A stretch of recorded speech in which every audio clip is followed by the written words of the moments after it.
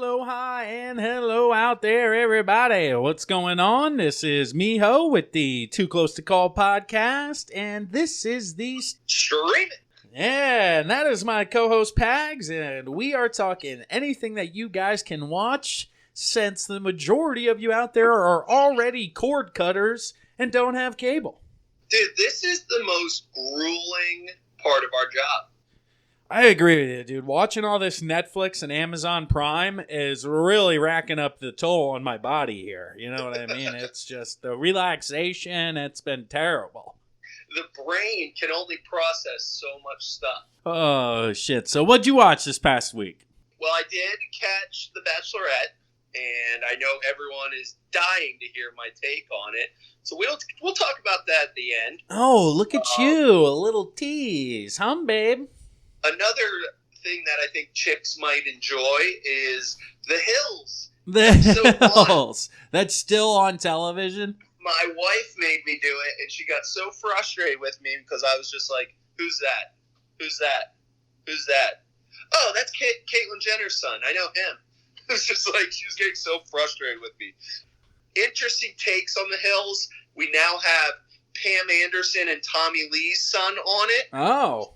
Pam Anderson made an appearance. She looks horrible. You have Brody Jenner, obviously. Now he's married. I don't know what to take of this show.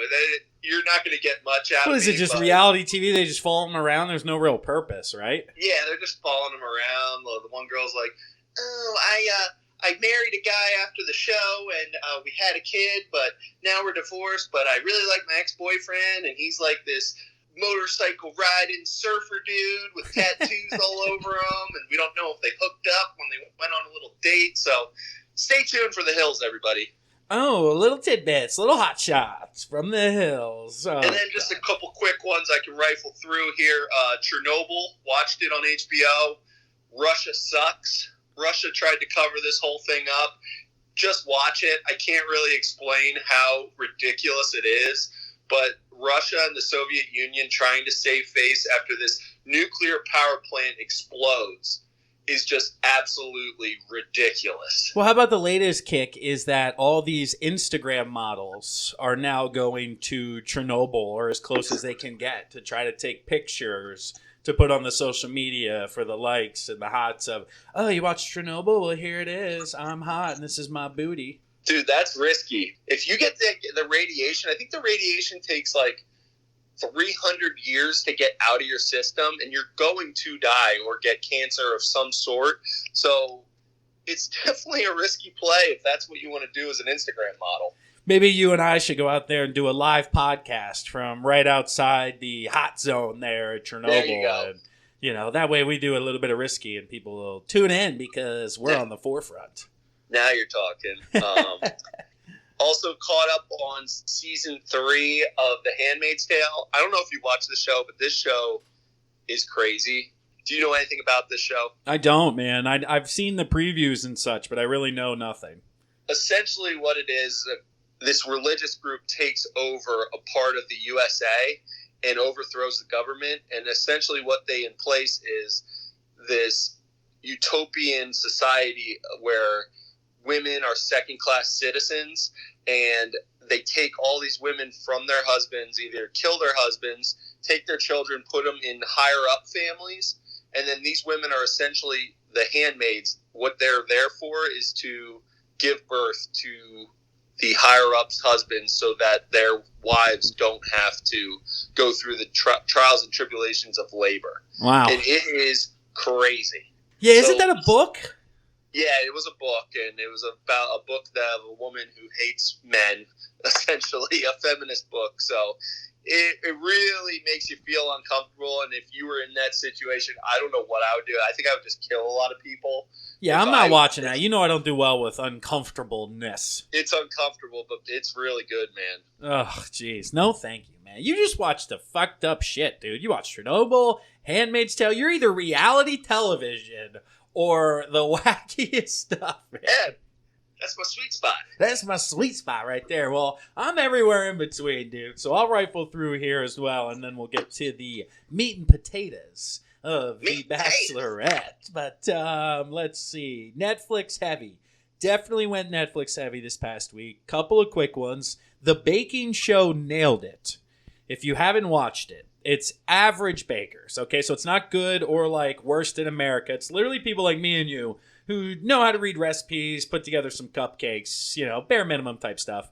They basically make them prepare these cakes that are 3 stories high. There's Rice Krispies involved, all these different, like one of them was a Black Panther cake coming out of a waterfall. The other one was Napoleon, 2 feet tall, and you have to put these together in a limited amount of time. And what they do at the end is they have them behind a veil, and they put the veil down, and they have to go, nailed it. And basically, it is like the worst things ever. They put what it's supposed to look like and what it actually looks like.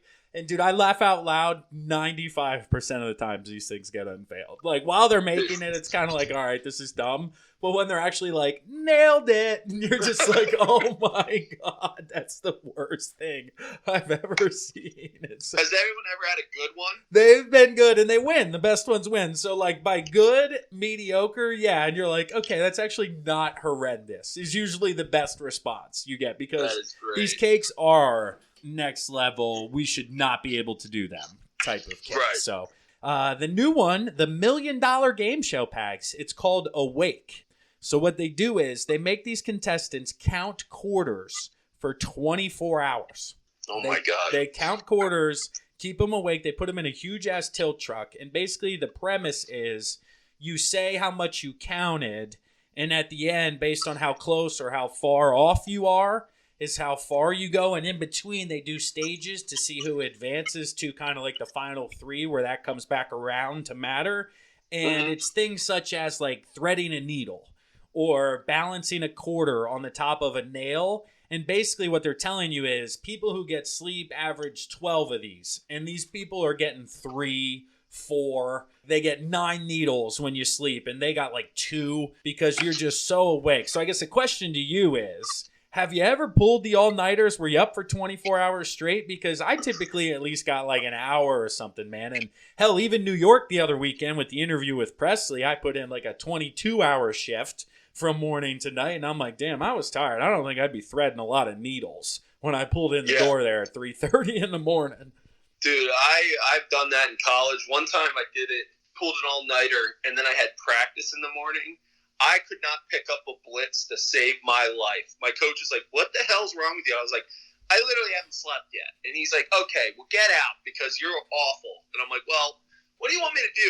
You get to the point where you're just so overtired where you can't sleep and you're just like scatterbrained. It's crazy. That's what they put up. They put up like the stats of reactionary time and this type of thing to kind of bring awareness that sleep is important for humans, and people working all the time. It's not great, but they do it in a funny way, like where they have to balance a ball in a tube, and these people make it like 2 feet when they're supposed to get like 24. They literally, everybody got 0, so they had to do the winner based on how far they got, because nobody made it to the end, like even once. And it was just like, oh my God. So a few other quick hitters. Started tuning into Our Planet, which you've talked about in past episodes. I believe actually a little far back. Izzy's been getting into that, man. And you're right, dude. That scene with the seals where they're playing like King of the Mountain, throwing them off the side, dude. Oh, Bridge was like, you turn this off? This is sad, man. And yeah.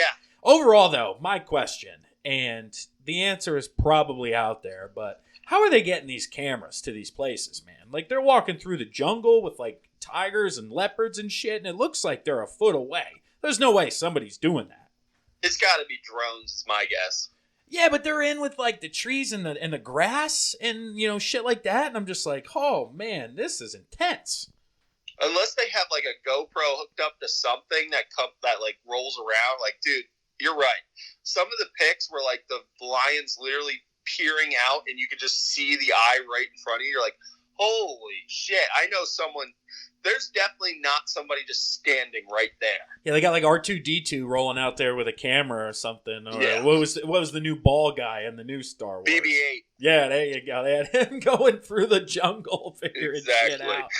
Coming back to him, but Mr. Iglesias, Gabriel Iglesias, the Comet, Mr. Fluffy. Did you like him? Have you watched his stuff? I'm not a big fan of him. I've never really watched his shit. I don't think I've ever given him a chance, really. All right, well, if you're not a fan, stay away from his sitcom because it is right in his wheelhouse. It is horribly written. The storyline is terrible, and it is absolutely hilarious because he is just great, dude. He does like Chick's voice, guys. He does all these different characters and stuff, and it's just good stuff. It's a mini series. It's hilarious. I saw Always Be My Maybe that we talked about with the Keanu Reeves. I actually watched that one, dude. A little bit of Asian culture. I like to, consider myself a well-rounded guy. I'm watching Iglesias. I'm watching, Always Be My Maybe. I'm kicking it all around here, and it's worth a watch in the background, dude. It's an hour and a half, hour and 40 minutes. The woman in it, I forget her first name. I believe her last name is Wong. She's had some stand-ups on Netflix, too,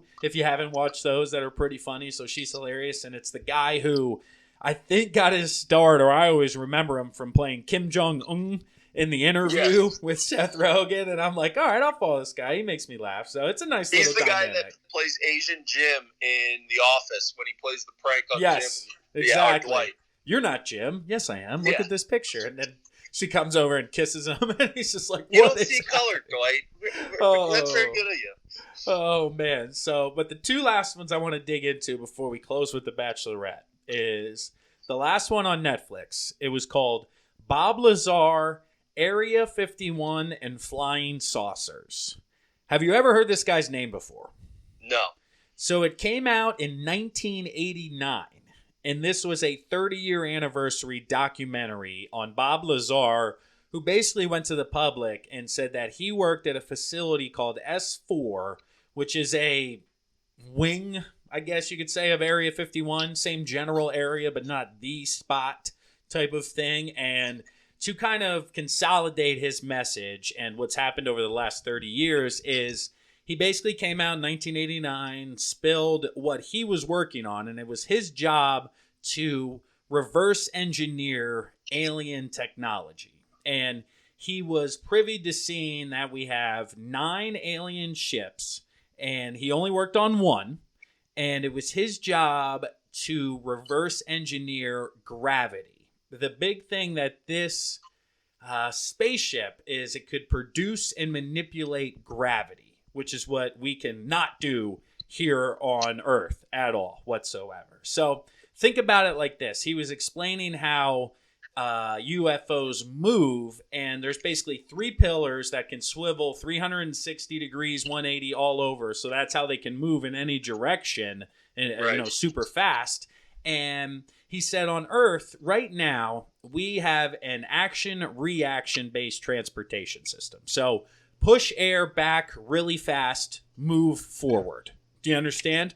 Right? Yeah. Like airplanes, just push air so you go type of thing. Well, what these aliens do is they manipulate gravity, and he put it into layman's terms, which really I understood, and I think you'll understand. But imagine like, a tennis ball on a bed.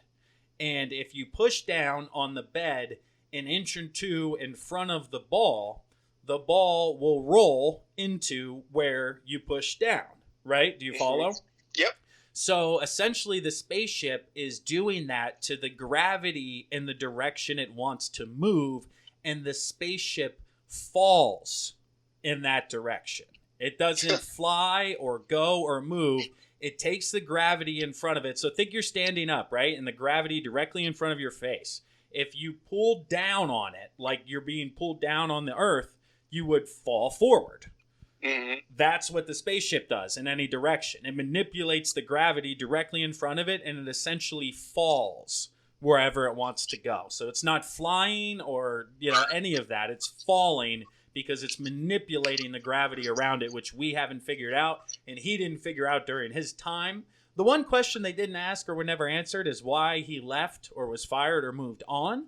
But there are tidbits of what he's saying and the technology that's been used that has come out to be proven true over the last 30 years. One in particular was there was a system to where they get into the building like a scan system. Well, it wasn't fingerprints. It was actually these 5 needles. You put your hand on this. 5 needles come down and then extend until they get to the tips of your fingers, and then a light flashes. And what it's doing is it's measuring the size of the bones in your hand because apparently those are more individual than fingerprints.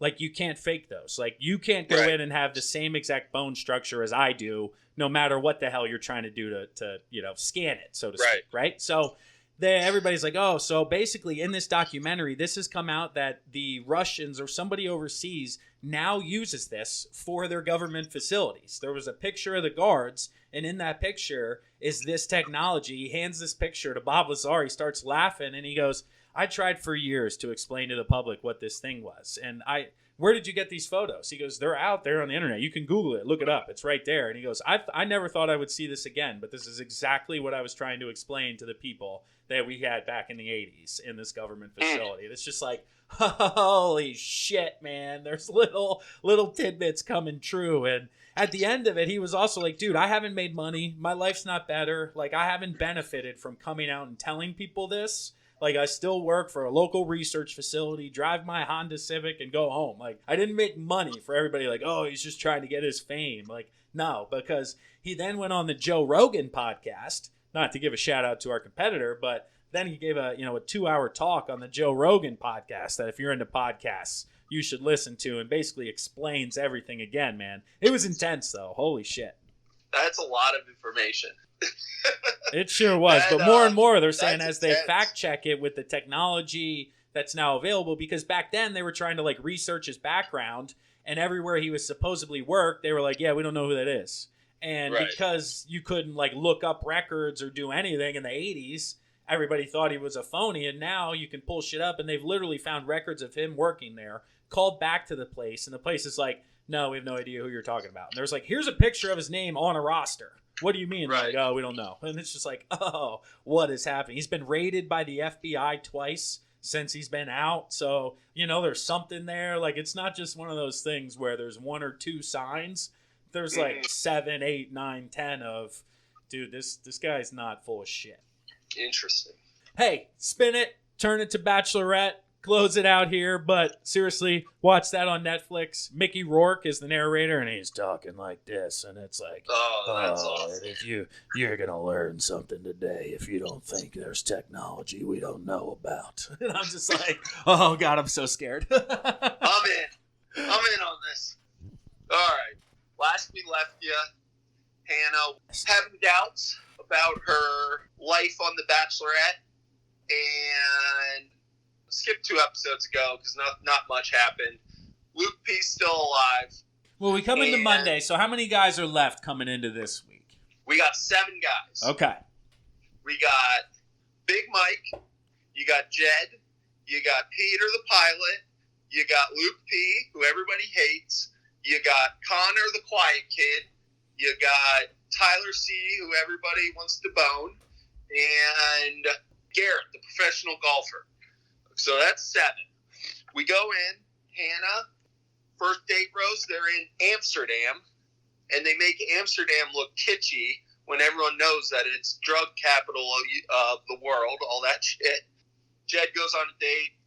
She tells Jed she's falling in love with him, which is a no-no. He's the guy with the girlfriend. Well, that's what they say. So, yeah, Jed gets a rose. Then she goes on a date with Tyler C. They have a great date. He says he's falling in love with her. He gets a rose. So there's 2 roses up for grabs now. Big Mike gets a one-on-one date. That means the rest of the guys are going on a group date. Okay. Big Mike has a great time with her, and then it cuts to her looking at paintings, and she's bawling her eyes out. And I'm like, oh, man, Mike's going home. She tells Mike, I don't want to meet your parents if I'm not fully invested, so you're out. Mike's gone. Thanks for the date, but smell you later. So Connor, pissed that he didn't get a one-on-one date, goes to her and he's like, we never really progressed all these group dates. She's like, yeah, you don't really stand out during the group dates. Connor's like, I'm out. So Connor's gone. Ooh, so now we got self-sacrifice with Connor. 3 guys with 2 roses. They all go hang out. She talks to Petey the pilot, and she's like, Petey, I like you. I'm going to meet your family. Petey's like, hell yeah, gets a rose. So now we got Garrett and Luke P. two guys that absolutely despise each other. Luke P talks shit on Garrett. Garrett's like, he's promised me he never would. Talk shit again. Luke P lied. Luke P just continues to fucking lie to everybody. It's fucking hilarious. Mike, earlier in the episode, goes, she's got 6 great guys here, and she has to pick one of us, just completely leaving out Luke P as the 7th guy, and like right to his face. He's like, yeah, there's 6 great guys here. I was like, oh, man. Oh, bomb dropped. Let's go. So, yeah, Garrett tells her he loves her. Luke P tells her this story that he found Jesus in the shower of his home one day, and because he was out drinking and having sex all the time with all these people. And it's like, nice. Dude, the memes after this episode were so goddamn funny. I could not stop laughing for an hour. You got to share some of these. I'll put some on our Instagram. But so anyway, Luke P ends up getting a rose. Garrett goes home. The one I saw, this little girl posted, she was like, Hannah, I'm looking for love. Garrett, I love you. She goes, bye. Luke P, Jesus is neat. Hannah, I love you. Marry me. It is just fucking hysterical. So, yeah, we got hometowns next week. She's going to Luke P, Petey the Pilot, Jed, and Tyler C's home. And it looks like it's going to be great because Luke P family looks like a bunch of psychopaths, and I cannot wait to see what that hometown's going to be like. So next week we're meeting all the families, and that leaves the week after that as the finale? No, the week after that is the banging episodes where they all get fantasy suites. Ah, of course. So she gets to bang 3 dudes, and then the finale, the final 2 guys. So we got 3 weeks left. And everything. 3 weeks left. Well, it's probably going to be 4 weeks because it's probably going to be the Men Tell All, which will be very entertaining with 20-some dudes against Luke P. So I'm looking forward to that as well. Some fireworks there for sure. Oh, so, yeah. Who's your favorite still now that we're getting down to the wire here?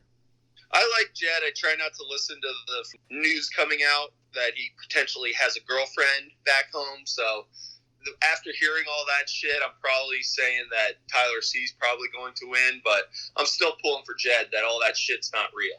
All that shit is just made up for TV, baby. Yeah, man. So we'll see what happens. We'll see what happens, but hey, you listeners out there, listen in right now. Right now. Turn up the volume. Listen. Call us. Give us your thoughts. All right? We got a hotline now. Too Close to Call hotline. 484-238-0735. Call us, ladies. Give us your rants on Luke P. We got to know your takes on Luke P. How is he still here? Is it just TV? What's going on? I need some female takes on this Bachelorette action to really get to the bottom of what the hell Roll Tide Hannah is trying to figure out.